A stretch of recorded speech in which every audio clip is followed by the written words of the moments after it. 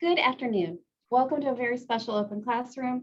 I'm Janet Gillow, the Director of Professional Development for the Brown School.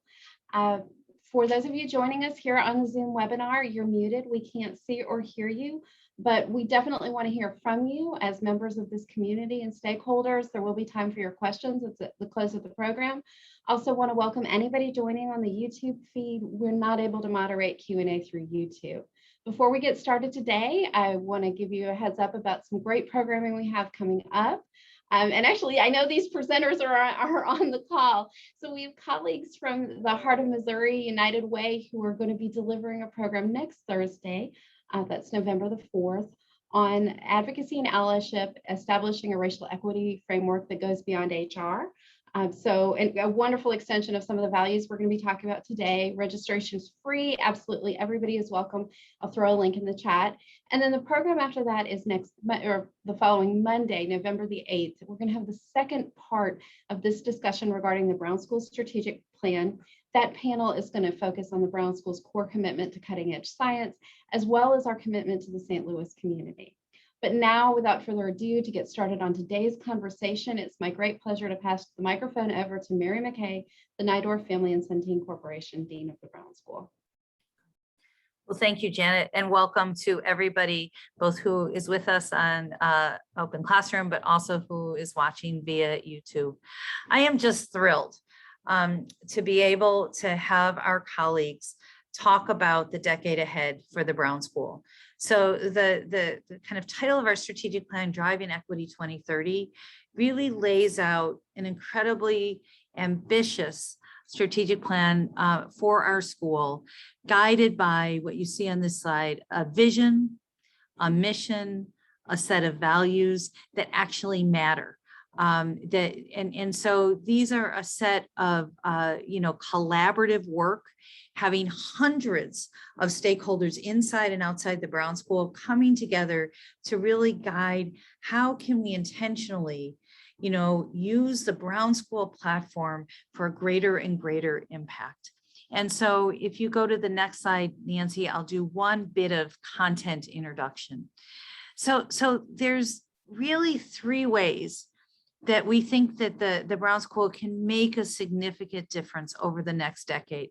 That has to do with the new knowledge created by our faculty engaged in really, cutting edge science. It has to do with our students and the graduate programs that we offer in social work, public health, and social policy. It has to do with the partnerships and how we develop those collaborative partnerships with our neighbors in our region, across the nation and globe. And so we think about those as the pathways that we can truly make a difference. And this graphic on the side of this slide identifies a set of core commitments that the Brown School intends to deepen our investment, deepen our impact in these core commitments around equity, diversity, and inclusion. Impact for and with St. Louis. Global teaching and research, our transdisciplinary focus. Those are things that we already stand for and that will deepen our commitment in those areas, but we're also going to lean into incredibly ambitious goals around affordability of a Brown School education, around our ability to use and harness data for the social good, a commitment, a core strategic priority around environmental justice, and then a deepening and a commitment around community-driven science. And so I'm grateful to my colleagues that are here today that are going to talk about what's inside 4 of those domains. And I also want to encourage all of you to make sure that you mark Monday, November 8th on your schedules, because we'll have additional colleagues talk about some of the areas that we're not able to cover in our time today. So with that, Nancy Mueller, Jackie Martinez-Pullen, you were the bedrock of this strategic plan and the process that involved hundreds of people to really make it a collaborative, meaningful process for our school. So thank you. And Nancy, thank you for being our moderator today. So I'm going to turn it over to you. Okay. Thanks, Mary, so much. Good afternoon, everyone. So glad that you could join us today. I have the honor of being your moderator and introducing these great human beings who are going to be talking about either core commitments or strategic priorities of our strategic plan. So first up will be Jackie Martinez-Pullen, and she leads our strategic priority on affordable and accessible Brown School education. Lindsay Stark will introduce our core commitment of global teaching and research, and Betta Thompson will who leads our core commitment of equity, diversity, and inclusion. And then to wrap it up, Rodrigo Rios will be talking about our strategic priority of climate change, environmental health, and justice. So each panelist will briefly introduce their areas by answering these 3 questions. They'll talk about their areas first, and then we'll have time near the end of the session to answer any questions that you may have. So I encourage you to type your questions in the chat as they come up, and we'll make sure that we have time at the end to address them. So I will turn it over to Jackie to kick us off.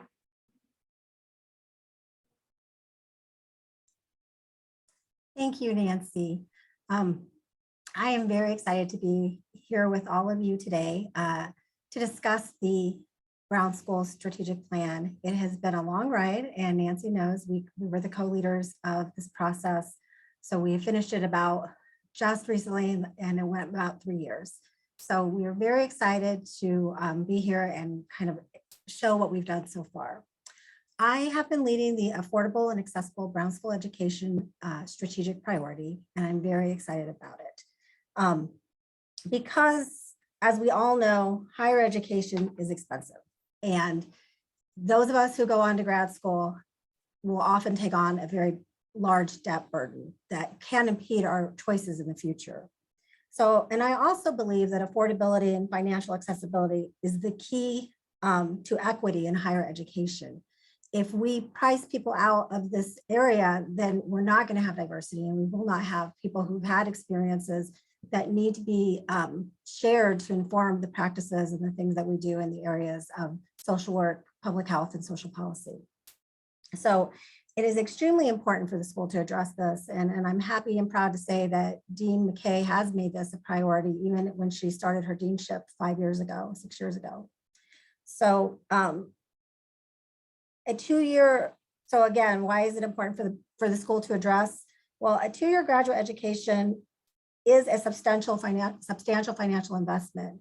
For an MSW degree, you're looking at about $87,000, and for a MPH degree, you're looking at $77,000. For a master's in social policy, you're looking at $48,000, but it's only a 1-year program. That's usually taken along with one of the other 2 programs. So it's not something that you would go into lightly. You know that there's going to be a cost with this.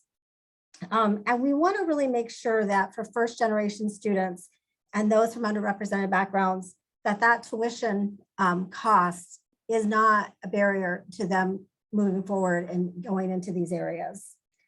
So the other thing along with that is that sometimes students are coming in with debt already. We know that the students who come in with undergraduate debt, 95 to 99% of those will have to take on more debt for their graduate degree.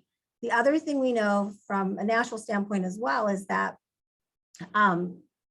graduate schools have less free, what we call free money, scholarships and grants. Most students have to rely on loans. So this is something that we think is very, very important, that we try to make sure that the cost of the Brown School education is affordable and that we do offer resources for all of our students. So the other thing to think about too is when a student leaves their graduate program, they may take on their first salary. It might be right around $50,000. We want to ensure that we do not have students who have loans greater than that, because then that becomes unmanageable. So it's very important to really try and decrease that loan amount to make sure that students can take the kinds of jobs that they really want to, and that they're not saddled with this burden for the rest of their careers. The other thing I want to, Nancy, can you go back? Thank you. Another point I want to mention is the lack of flexible programs for working professionals at the Brown School. So our program is very traditional. It's a full-time program. And we have not had, other than with the pandemic, we had some online programming due to that, but we haven't had flexible programming previously. One of the things we saw a need for was to be able to offer those kind of flexible programs, whether they be part-time or some other kinds of programming. So that's something we're really looking into. We think that that's particularly important for mid-career professionals who want to come back for their master's degree. If they have dependents, then it's extremely difficult to either quit their job or reduce their hours to take on a full-time traditional program. So that was an area that we really wanted to look at, and we've already started looking at some pilot programs for that. So that is our second point. Next slide, please. So during last year, we created new action teams that came up and refined the goals and the objectives. And I want to start with thanking my two co-leads for that process, Angela Hobson, who's the Assistant Dean for Public Health, and Daniel Miller, who was our Senior Director for Advancement. And we had an incredible committee of faculty, students, National Council members who really helped us think through our goals, our objectives, and our action plan. So I just want to say thank you to them in case they're on this open classroom. We kept it simple. Our team came up with two goals. And I think that they're very important goals. The first one is to meet the full financial need of Brown School students, particularly those who come from backgrounds of constrained resources, and those students who already have outstanding loans. And then goal two was to provide the flexible and adaptable degree program options so that they were not a barrier for students who wanted to come back and get their MSW or their MPH or add in a social policy degree. So those were pretty simple. Next slide, please. And we have a series of objectives. I've only pulled out the ones that I really feel are the leading innovations. And I think that the first one, dealing with goal one, is key. Eliminate the heavy reliance on student loans to cover tuition and the cost of living. I believe that across the country, graduate schools aren't really doing this. And particularly in the schools of social work and public health, I think that this is really crucial for students to be able to go into these fields. These are not high-paying fields. You're not going into this because you want to make a lot of money. You're going into this because you have a passion for the field. And so I really, truly believe that if we can eliminate that reliance on student loans, we will make this path available to many more students, and they will really get their passion to make an impact to change the world. So I do think that's a game changer, and I think that's where we can really lead. The second objective under goal one that I have listed is advancing equity by shifting our paradigm. So for most graduate schools, when you go through the admissions process, you're really looking at key things like what's the GPA, what kind of professional experience does this person have, what kind of internships. And we've been working together with our admissions team to really think about what is that paradigm and how do we shift it.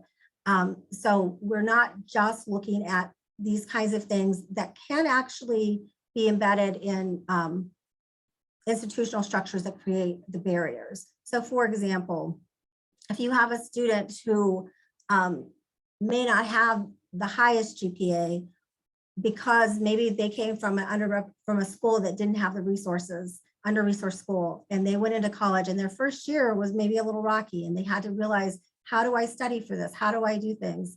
And so they maybe took a year to get there.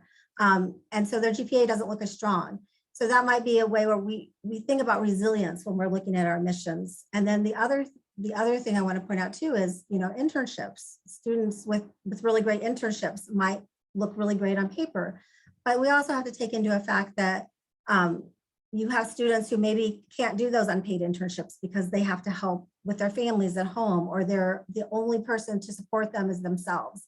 So thinking about how do we reward resilience, how do we really take into the whole picture for students when we are awarding scholarships and looking at aid. So that's something we've been working on.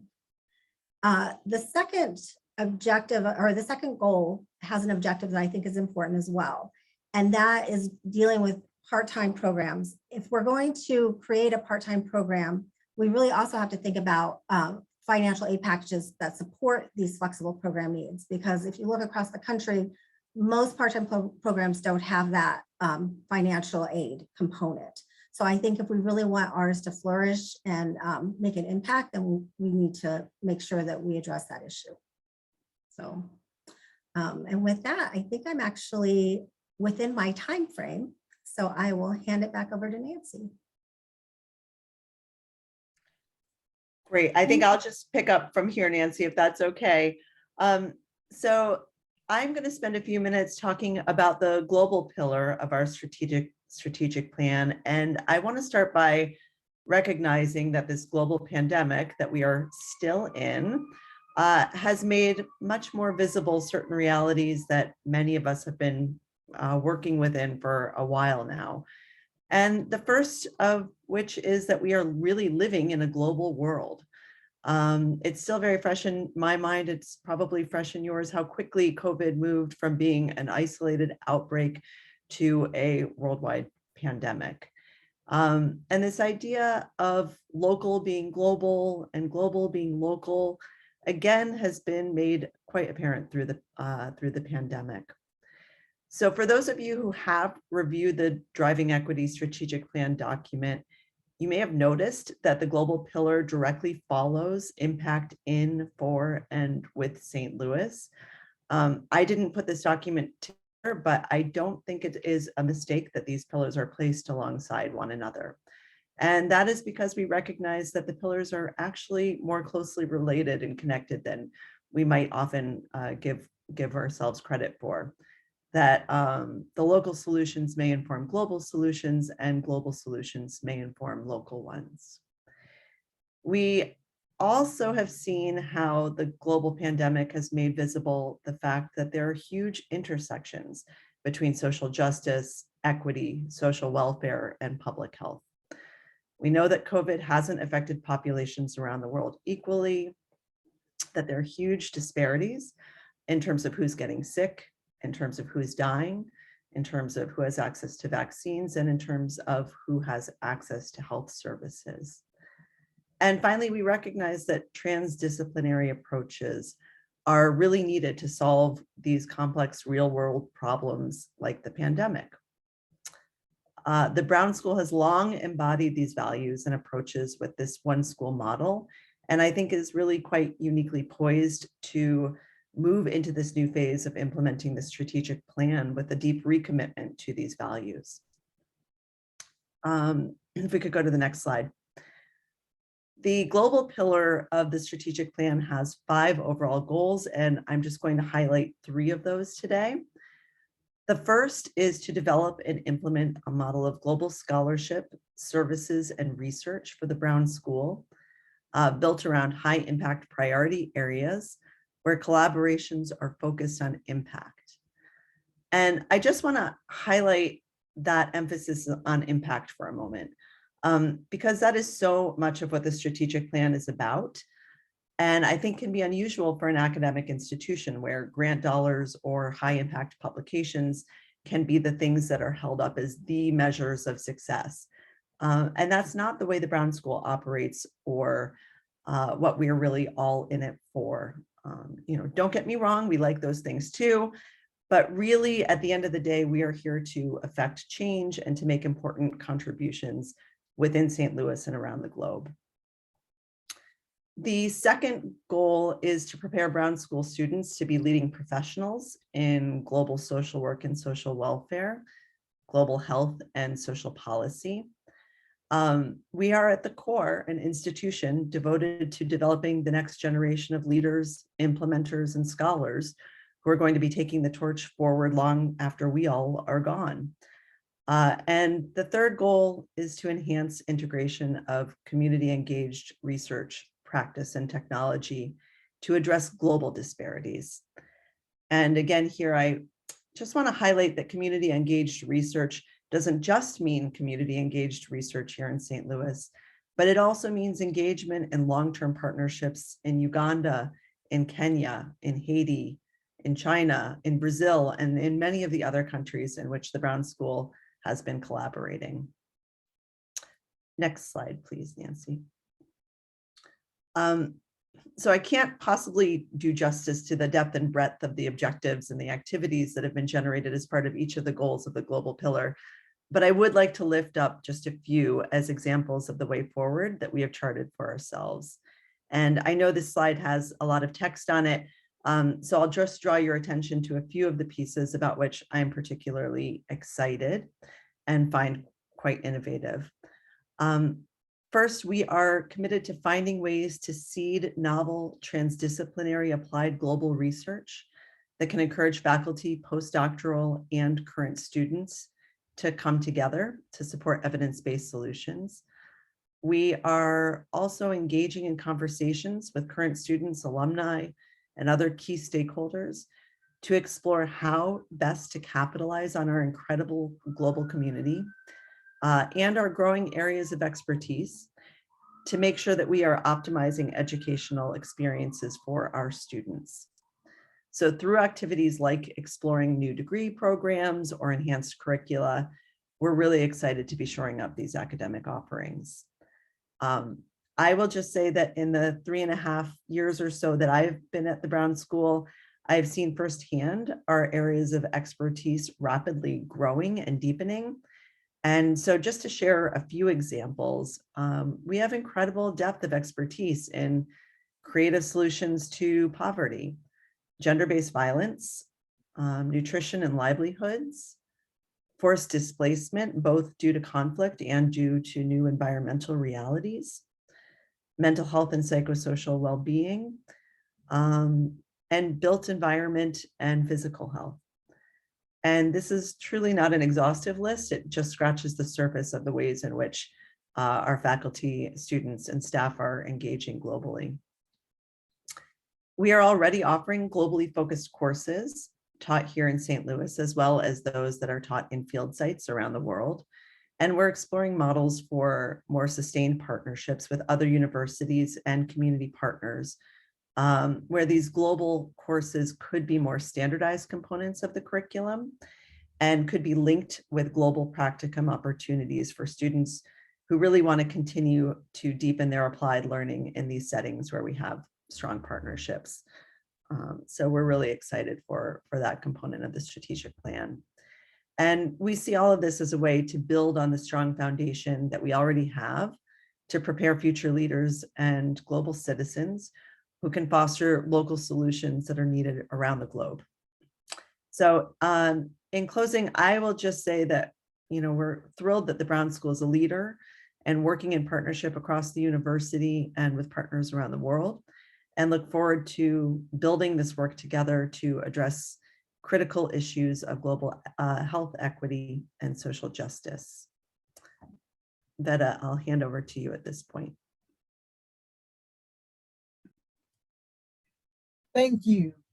And following my wonderful colleagues, I'm going to discuss one of our core commitments, equity, diversity, and inclusion. So first, I want to make it clear that the work that I will share with you was a team effort, and I would be remiss if I did not mention that my co-workers, Dr.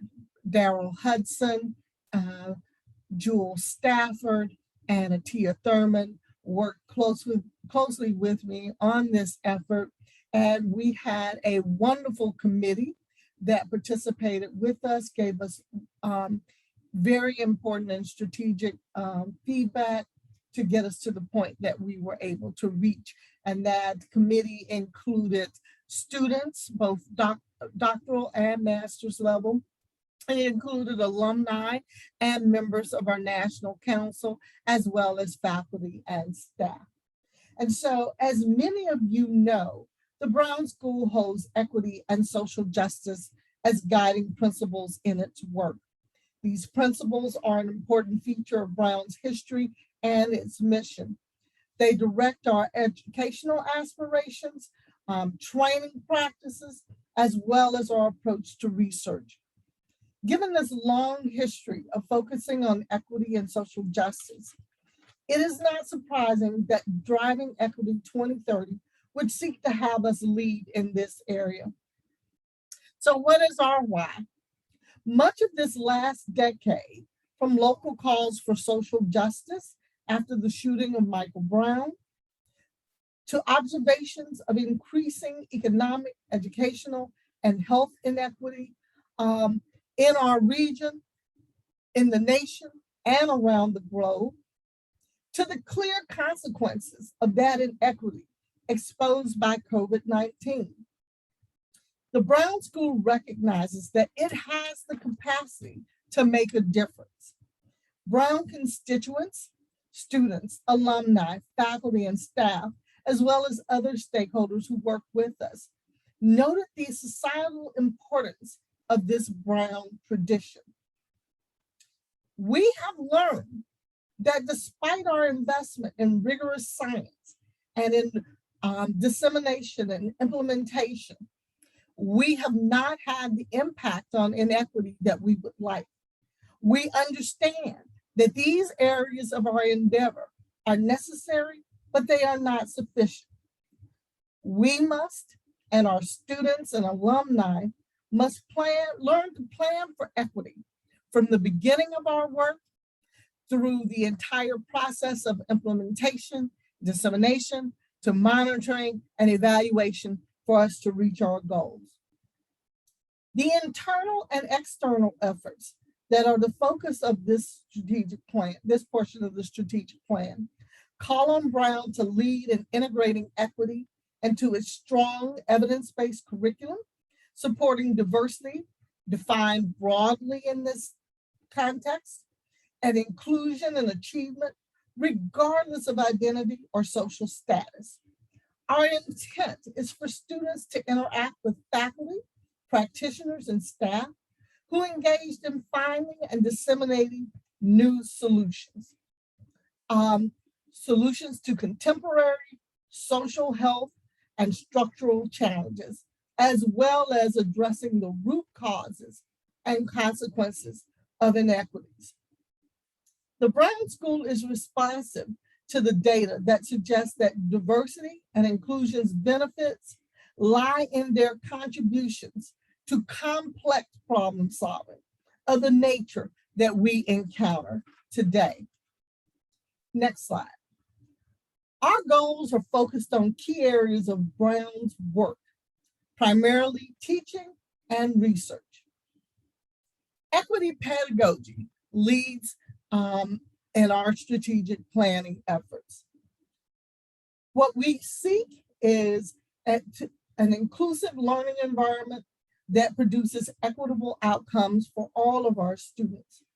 We look to integrate equity into the classroom to foster that inclusive learning environment and to prepare all of those involved in learning at Brown to promote and advance equity in the work that they do. In the area of collective knowledge construction, we prioritize that collective notion of the construction of knowledge, meaning that we want to prioritize sharing the work that we do, but we also want to make sure that we have input from all the sources of knowledge that are important to the work that we do. This will mean increasing input and work with our community partners in both social work, public health, and social policy. It also requires seeking new and innovative solutions that bring about equity and social justice, meaning we make social justice and equity and the strategies to achieve these a part of our research endeavor, and elevate the types of solutions that we produce to the level of those that we produce in other areas, such as poverty and social economic development, community development. The third area involves policies, programs, and practices, where we seek to disrupt structural barriers and as we attempt to advance equity, working with community actively to integrate diverse perspectives and knowledge into the work that we do. Making sure that our infrastructure, our policies and practices are embedded so that we are able to produce equity within our own system, but then to also sustain that equity in the organizational culture. We want to create infrastructure that has a level of dissemination and monitoring that makes us all accountable for the promises, for the promises we make and the goals that we set. So what is innovative about this plan? We have made collective action and a transition beyond leader-led change a part of our work. Leader-led change is critical to movement, and most of the work in equity and social justice tells us this is a central factor. But the transition beyond it is critical to sustainability. Students, staff, and faculty are all working on equity pedagogy. All have participated in the development of one of our tools that we will continue to develop and disseminate, our library guide that we are that supports our faculty in making their syllabi more inclusive, the classroom experience, the discussion base more inclusive for all students and learners. We are using diversity statements, but we are taking a step beyond to ask all faculty to share how they will contribute to equity, how they contribute to diversity and inclusion at the Brown School. In addition to assisting us to develop the tools and resources to support the work that we hope to engage in, it broadens commitment and it assists us in tracking progress. Staff continue to share in annual reviews their contributions to this work as well. Again, it's an opportunity for us to track progress while generating resources, tools, and supportive resources that will take us through this plan and create the infrastructure for Brown, as well as an infrastructure that those on our university campus, those on other campuses, and those in the community can emulate to support equity and social justice in our local region, nationally, and around the globe. And thank you. I am going to turn it over now to my colleague, Rodrigo Reyes. Thank you, Vera, Lindsay, Jack, Nancy, and Janet. It's a pleasure to be here with you all. And I'm glad I'm sort of picking up from Vera and Lindsay and Jackie, because what I'm about to speak really encompasses all the things that were presented before.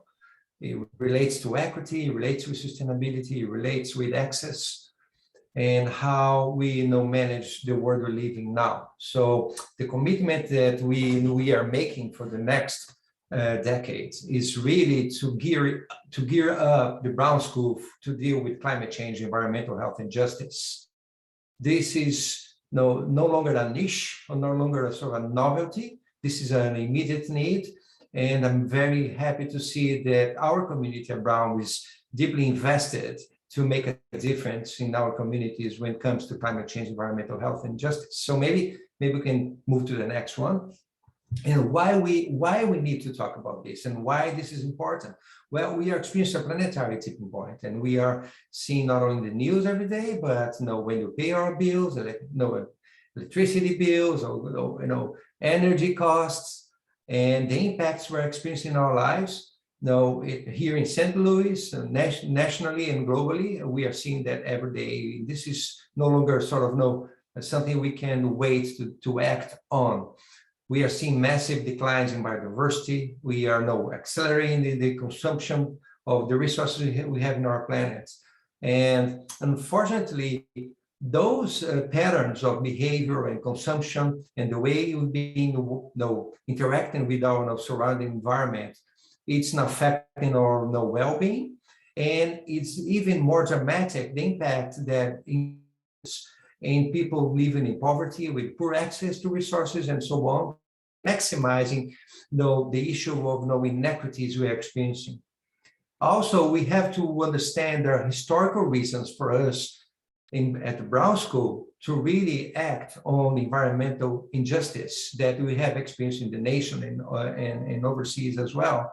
The communities that have been exposed to policies or lack of policies or poor policies or investments that have maximized the inequities regarding environmental justice and health.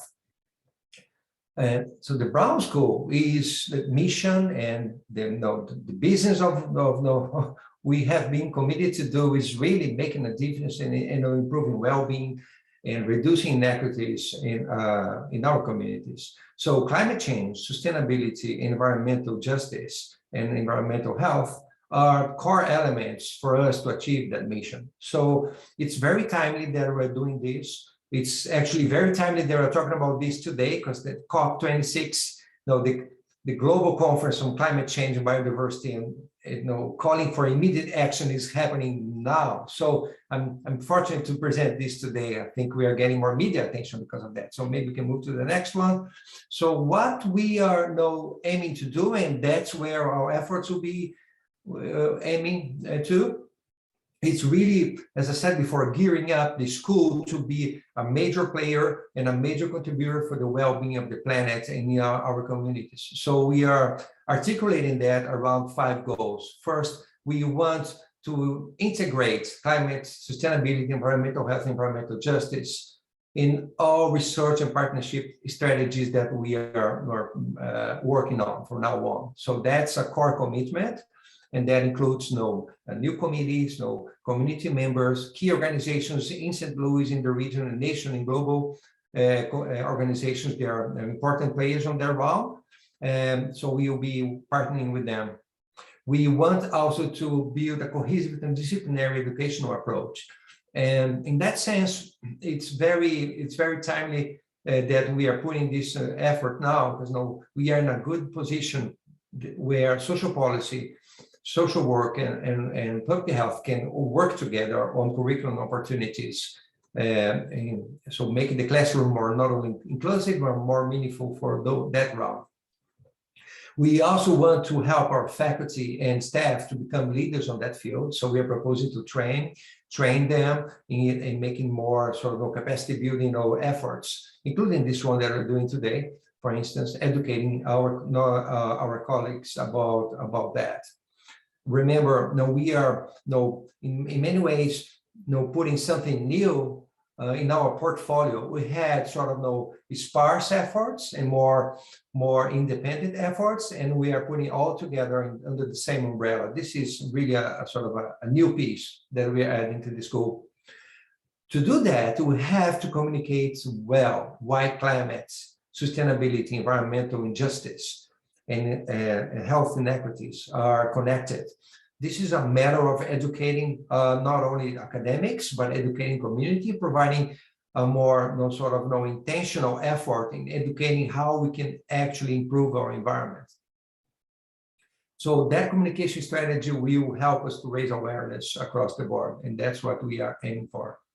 So as you can see, the 5 goals, they are sort of interconnected, and they are really setting the stage to have capacity, infrastructure, and process in place where we can sort of advance that agenda faster and in a meaningful manner. Maybe we can move to the next one. So that's why I think this is also innovating. First, this is new. That by itself, it's something that we haven't had before. But most of all, Brown School, since we work in this connection, is this interconnection between social policies, social work, and public health. It makes us a sort of a critical player and puts it in a wonderful position of making a relevant work in those 3 areas. Because those 3 areas really speak to the core elements of environmental justice and what some of us are calling now climate justice as well. So we are offering a transdisciplinary, sort of solutions-oriented curriculum approach and where we'll be investing heavily on that. And we are also investing in meaningful partnerships on that round. That's going to be the first, the organization, the region that will be putting all those three areas together to make this joint effort. So enhancing capacity and structure and communication around climate, sustainability, environmental justice, mental health will be a sort of a new and very important action that we'll be doing. I'll be happy to take in questions with my colleagues, and thank you so much for sticking around with us. Thank you, Rodrigo and Veta and Lindsay and Jackie for introducing these strategic priorities and core commitments.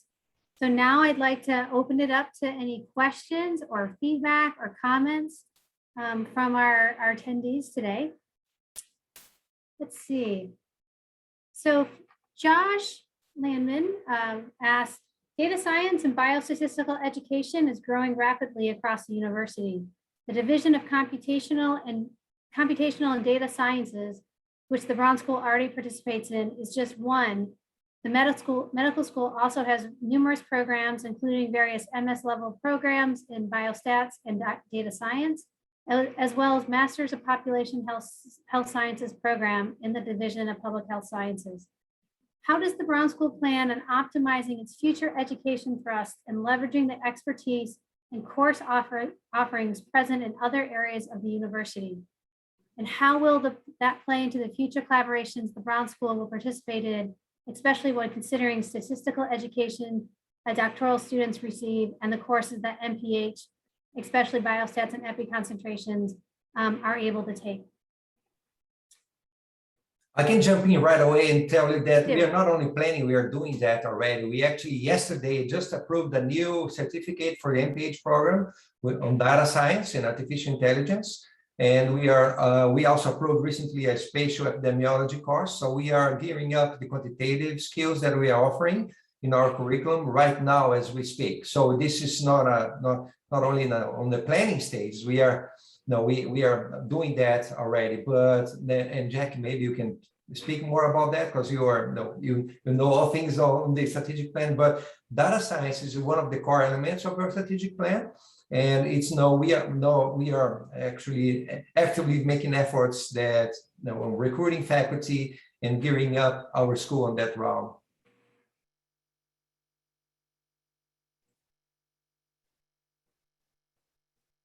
And I will also add, Josh, that on our November 8th open classroom, we will be talking about our data science strategic priority. So you'll be learning more about that. And we also have our core commitment, as Mary mentioned, around transdisciplinary work. And that's not only within the school, but across the university and also with external partners too. So working in close collaboration with the medical school and other campuses here on Danforth to make sure that we're aligning and leveraging and really strengthening the efforts that we're moving towards, especially in the areas of data science, but also in the areas that our panelists today also talked about.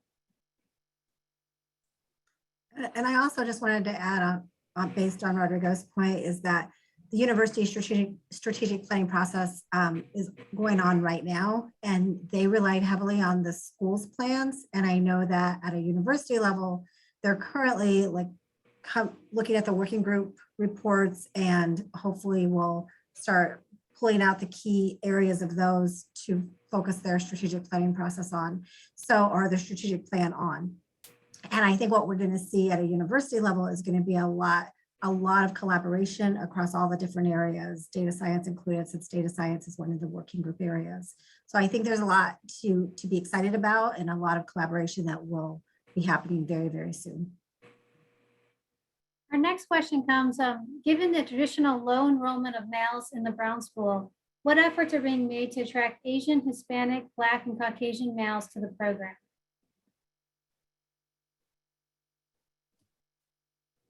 Who would like to take? I can take a first stab on this. So I can't speak much about across the board initiatives, but I can speak on sort of the MPH program where I'm sort of working closer to. It has increased over time. It's a slow increase, but it's increasing. So obviously, attracting faculty that are reflecting that. So demographics, it's something that we are trying to do. So expanding, the diversity in our faculty, and obviously Vera is better equipped to talk about that. But the other thing that we are trying to do is just collaborating with more key organizations on that round, especially the Hispanic community. St. Louis has grown in the last 5 years, and we are partnering with them with more intention now. I think that's one of the things I can tell. I also think there are other aspects of the strategic plan that we've talked about today that will be relevant.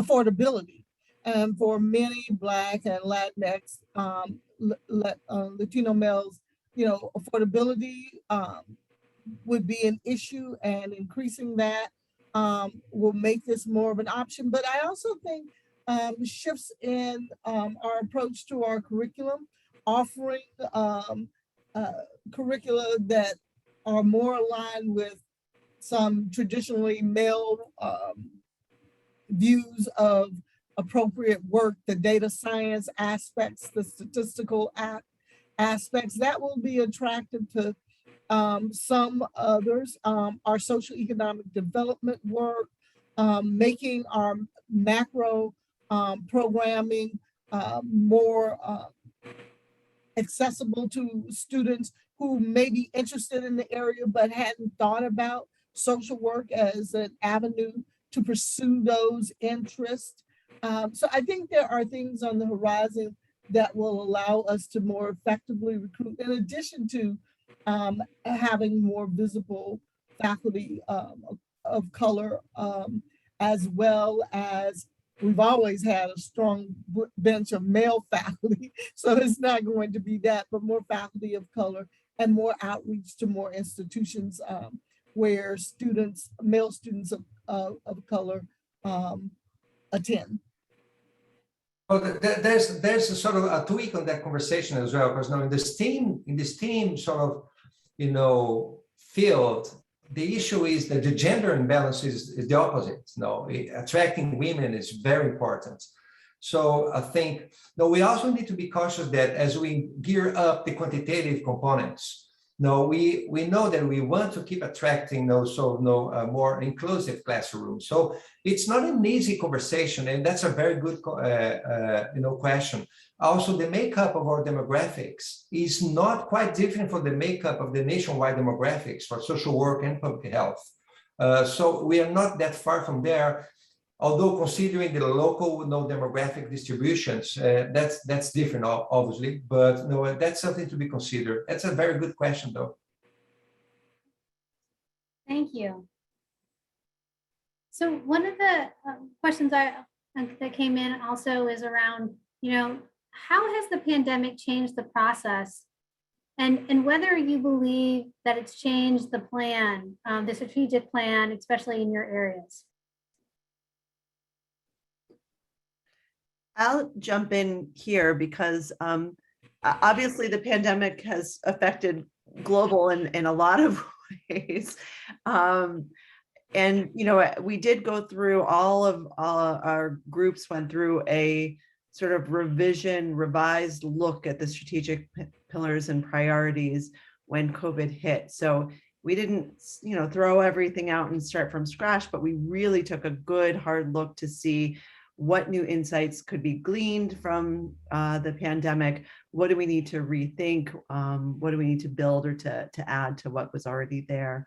And for global, that's meant a lot of different things. I think it, one thing has been also, with a nod towards what Jackie and Veta have been talking about in terms of affordability and access, really looking at and thinking about what has some of the virtual offerings opened up in terms of inclusion, equity, being able to reach out and include students from truly around the globe. And so I think it's affecting hopefully the plans moving forward in allowing us to be more creative, more nimble, and thinking about global, in some new and innovative ways. And I'll let others add. I would say, and I'm addressing a question in the chat for somebody. There's a typo on my slide, so I'll send the right go there. interestingly enough, it raised awareness about climate and sustainability in many ways, because sadly, it made food insecurity much more prevalent. It made transportation insecurity more prevalent. Job access, became even more an issue because of transportation, and because the remote work is not a reality for all jobs and all demographics and in all SES, as we all know. So I think in sadly and tragically, actually made the efforts around environmental justice, sustainability, and climate even more pronounced and more important. So it helped gaining momentum and attention. I think so. In that sense, was I think I'd like to call it positive, but it helped the conversation.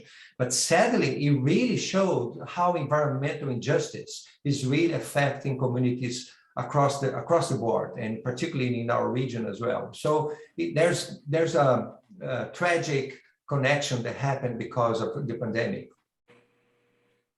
And I think it's similar for the equity, diversity, and inclusion portion of the plan. It intensified our commitment to the goals that were put forth, renewed our sense of the importance of this work, particularly in our pedagogy, assuring that our students fully understand when we're talking about social determinants, when we are using that term equity, when we are talking about social justice, assuring that our students truly understand those terms, and that they have the skill set required to implement interventions, to do the work, to help achieve the necessary goals, the shifts in our practices, the shifts in our policy and policy making, the way we communicate what we are doing and why we are doing it to the public, so that we build the advocacy necessary. It has renewed our belief that this is an important part of the educational process at Brown. And I'll just add, I agree with everything my fellow panelists has said. In terms of affordability and financial accessibility, it really just highlighted that people who already needed help need more help. Last year, when we were doing need-based scholarships review, there were so many more people affected because they lost their jobs, or their family lost their jobs, or they were working a part-time job to get through school, and they could no longer do that, so they were having to take on more loans. So it just kind of highlighted people who are already vulnerable were being more vulnerable. But we kept our plan simple with the two key goals and just kind of dug into that. So we didn't change our overall plan. It just made it more apparent it was needed. I have a question too about how many years are planned for each of these goals to be mostly accomplished?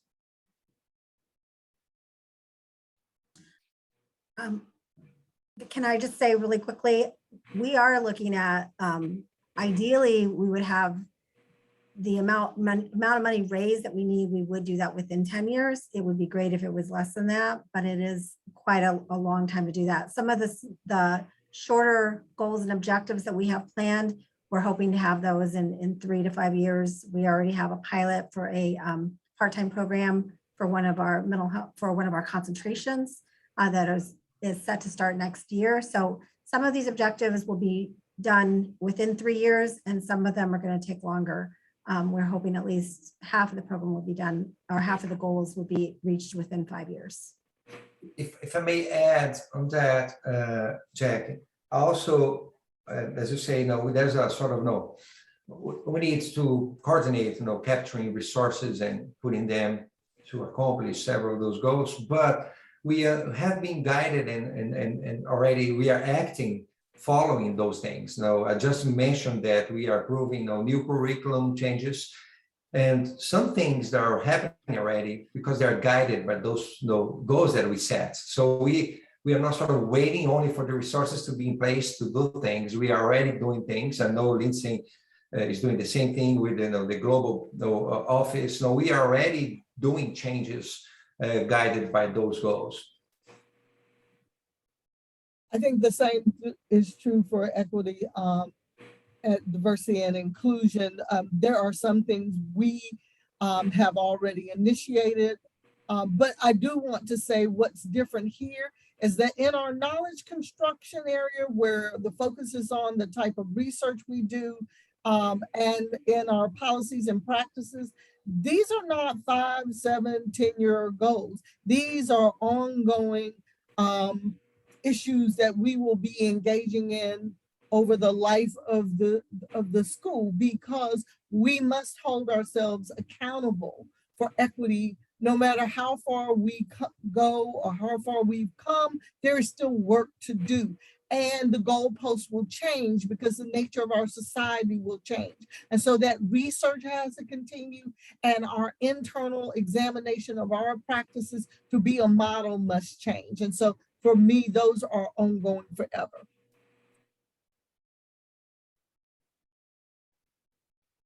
Lindsay, anything to add? I think my colleagues have summarized well. I would really just say it's incredible and exciting to see the momentum that is already very much here around the plan. People are raring to go, want to dive in, want to get started on doing what we are able to do, and where there is kind of low hanging fruit to make big impact, we are already on the way. So it's an exciting time. So we are almost at time, and I know there's one additional question in that's come through that's very specific to Jackie's area. So maybe we can follow up after today's session regarding that and around the impact of shifting from merit-based to need-based approach for funding education. I do have one additional wrap up, one question, a rapid fire question for the group. And I'd like to hear from you. What's the one thing that excites you the most about your area and about the future of where the Brown School is heading in the future? I think what excites me now, it's a combination of things. One, I think we are very well equipped to work on that. We have great faculty, great staff, students that want to work on those areas, on sustainability, climate, environmental justice, and environmental health. So we have human capacity and resources in place already to set us apart. The second thing, I'm super excited to see, this is a core commitment at WashU level as well, and it has been well supported across the board, and from, I would say support is coming from all 7 schools. So I know that we are not only putting our efforts on this area, but WashU set that as a priority as well. So I think it's a great momentum for us, and I'm sure we'll be seeing great things happening. I'll go next. And I think one of the pieces that I'm truly most excited about is the cohesion of the strategic plan. And I can't talk about the global priorities and pillars without bringing in environmental justice, and without bringing in inclusion and equity, and without, whoever I'm speaking to about their aspects of, their components that they're leading within this strategic plan. It just, it is such a cohesive, exciting piece of work. And so again, just thinking about the Brown School is this one school model that brings together different disciplines to work together to drive forward solutions for really hard real world problems. I just think we're on the right track with this set of pillars, global and the others included. Jackie? I would say I'm really excited that providing a accessible and financially accessible and affordable Brown School education will be a game changer for students. They will be able to make a lot of positive choices in their career paths and really make an impact in society and go on to do all the things that we train them to do. So I'm really excited about that. And I will answer that one question that in email, but I do want to say we're not lowering our standards by allowing more people in terms of looking at our how we look at our admissions criteria. It's not lowering the standards, it's being inclusive. So I think that that's really important. And Veta? I think my excitement emerges from the fact that Washington University has also embraced this pillar, and I am now able to interact with my colleagues with similar concerns. I am sharing what we do, they are sharing what they do, and we are all learning from each other. And I think we can have a greater impact with the university as a whole moving in this direction. Thank you. Thank you to each of the panelists, as well as the attendees who participated today. I do want to just remind you, I hope that you'll join us on November 8th at 12:30 to hear the second part of our series here around our launch of Driving Equity 2030. So you'll hear more about the other strategic priorities and core commitments that we're focusing on. And then also, if you'd like to learn more about the plan, please check out the Brown School website. The link is there on the slide. Thank you so much and have a great day.